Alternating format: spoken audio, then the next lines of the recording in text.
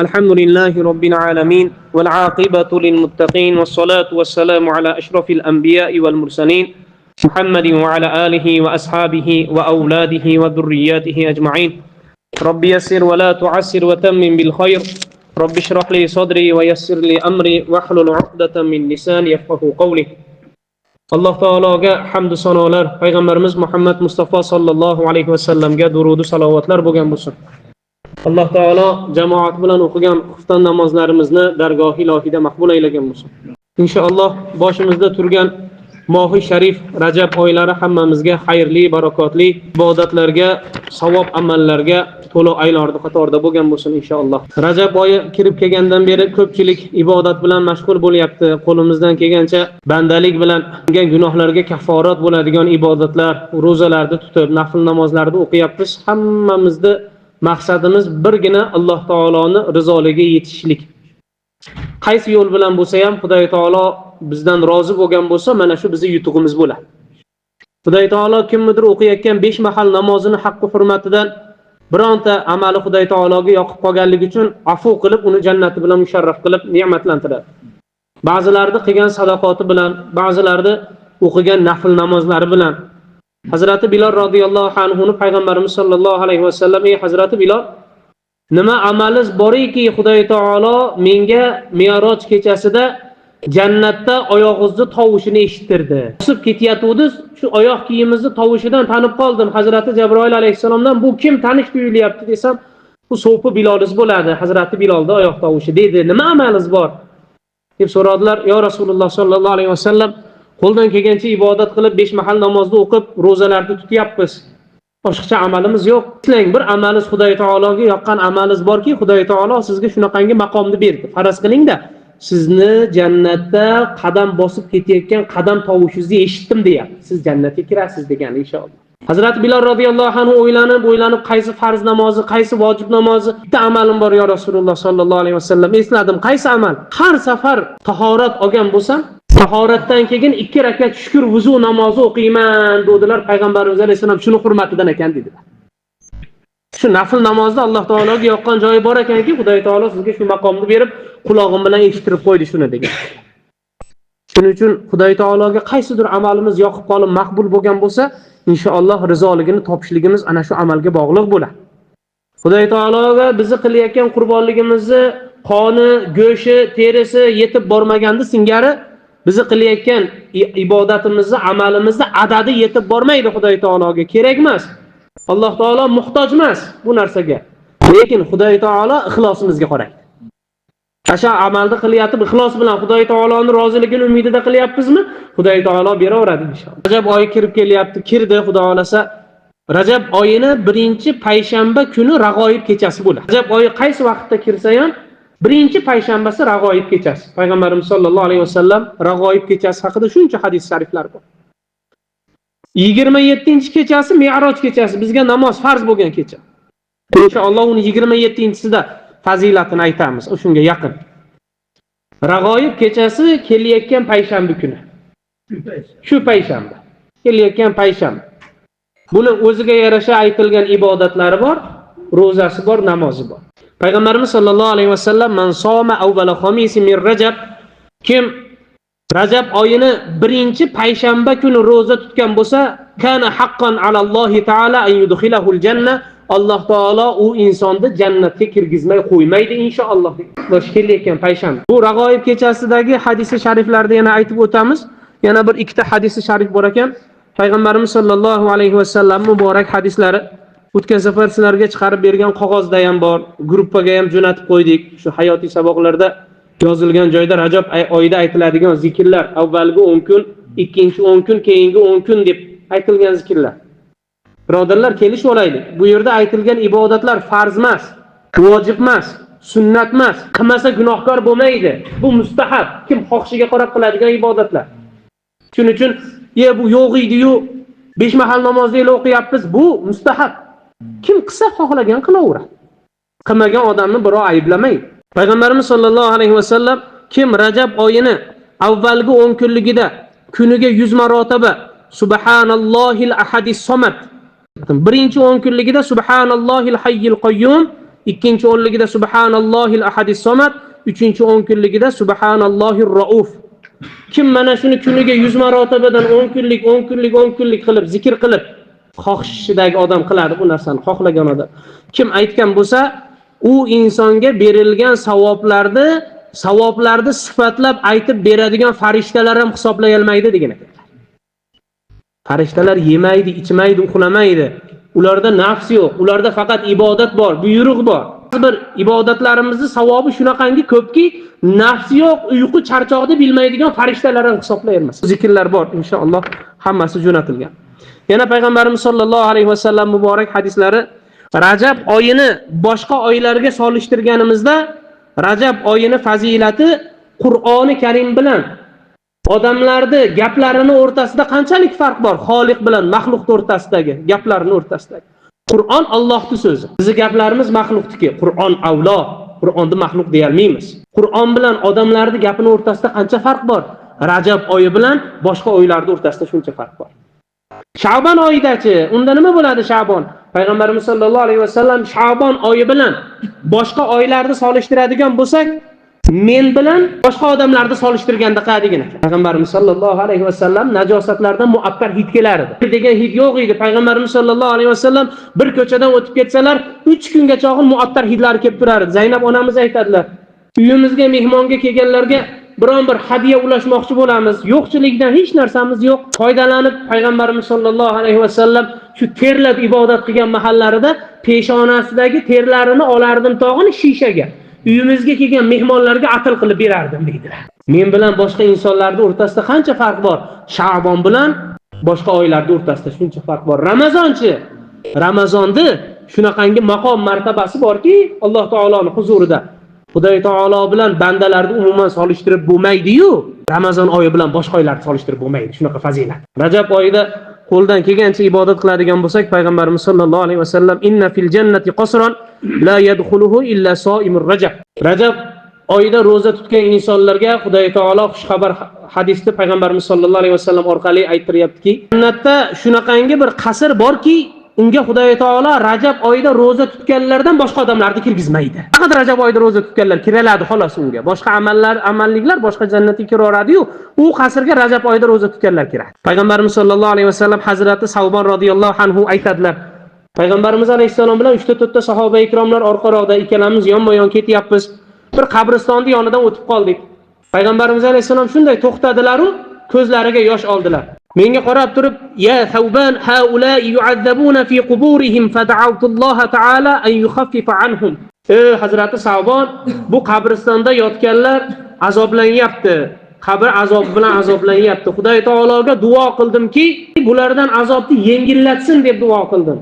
Hazrati Savbon, law sama haula yawma min Rajab. Agar mana u qabrda azoblanayotganlar Rajab oyida bir kun roza tutishganda edi. Rajab oyini kechalarida bir tun ibodat bilan o'tkazishganda edi, ma'uzzibu qabrlarda azoblanishmas edi.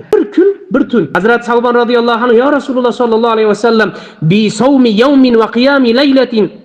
Bir kunlik roza, bir kechalik ibodat bilan qabrda azobidan qutulib qoladimi?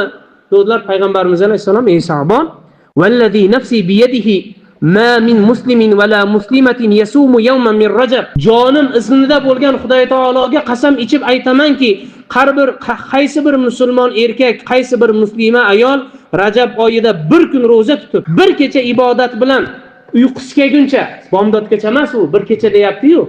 U qiyomul layl, ozgina ibodat bilan uyqusi kelguncha ibodat qilishlikni aytadi. Ihyoul layl u boshqa narsa, kechasini uxlamay o'tkazishlik. Bu Rajab oyida aytilgan narsa, bitta roza tutasiz, kechqurun uyqusi kelguncha tasavvur shavolib zikr qilib o'tirasiz. 2 rakatda namoz o'qib qo'yib. Bir kecha ibodat, bitta ro'zani agar qilganda edi, Alloh taolo u insonga 1 yillik 366 kunlik to'liq ro'za bilan to'liq kechasini uxlamay o'tkazdi ibodatini yozardi degan ekanlar. Bir kecha bir kunduz ibodat ro'za bilan azobdan qutulib qoladimi dedi. Siz nima deyapsiz ey Savbon?